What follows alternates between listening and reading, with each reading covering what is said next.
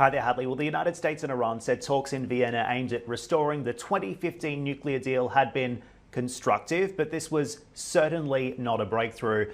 Iran's lead negotiator came out of the meeting and revealed just how far apart the two sides are at this point. Tehran demanding that Washington guarantee the full removal of sanctions before it agrees to scale back its enrichment activity. And right now, it doesn't seem willing to budge on that proposal. Listen.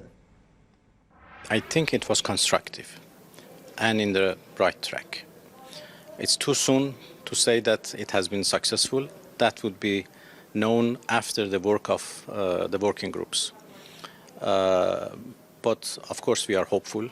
If we were not hopeful, we would have not been here.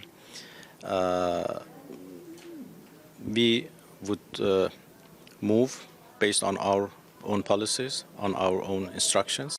The Biden team has already ruled out any unilateral gestures, but it does seem willing to throw money at the problem, at least for now. Washington put forward a proposal to release $1 billion in frozen Iranian oil revenues to get the ball rolling, but the Iranians called that ridiculous. The European nations helping to broker the talks, like Germany, France, and Great Britain, weren't expecting a breakthrough either.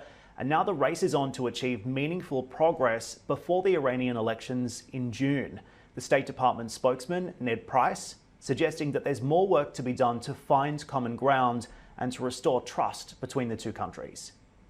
These discussions in Vienna, even though we are not meeting directly with the Iranians, as we have said, it is a welcome step, it is a constructive step, it is a potentially useful step as we seek to determine what it is that the Iranians are prepared to do to return to compliance with the stringent limitations under the 2015 deal, and as a result, what we might need to do to return to compliance ourselves. This was the most serious effort undertaken yet by the Biden administration to end this nuclear impasse that's lifted tensions across the region this year, with attacks on shipping facilities and strikes on Saudi Arabian oil facilities as well. We're learning this morning that an Iranian vessel called the Saviz, reportedly linked to the IRGC, was hit just in the past few hours with limpet mines while stationed in the Red Sea. Now, this report came via the semi-official Tasnim news agency. It's believed the ship was underway when the incident happened, but the details are still emerging. Of course, as you know, this follows several attacks involving Iranian and Israeli vessels over the past month and really underscores how this part of the world, Hadley, the Middle East, wants to see a speedy resolution to these Iran nuclear talks to reduce tensions around the region. Back over to you. Great stuff, Dan. Thank you. Now, Kirsten Fontenrose is director of Scowcroft Middle East Security Initiative. She joins us now live from Washington, D.C. Kirsten, thank you so much for staying up late for us. One wonders what Brent Scowcroft would think of what's happening right now with regards to these talks with the Iranians. I mean, how much progress do you think that they're actually going to make? I mean, what defines meaningful progress at this point? You know, the first issue that these talks are going to have to resolve is this basic disconnect in approach. And that's what these two working groups are going to have to iron out first. You've got the Iranians saying they want an all or nothing approach, rollback of all sanctions and full compliance with JCPOA.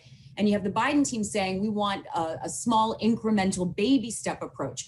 And until you square that circle, you can't really get anywhere. But what we do have from these talks that's a little bit encouraging is this talk of a synchronized implementation plan.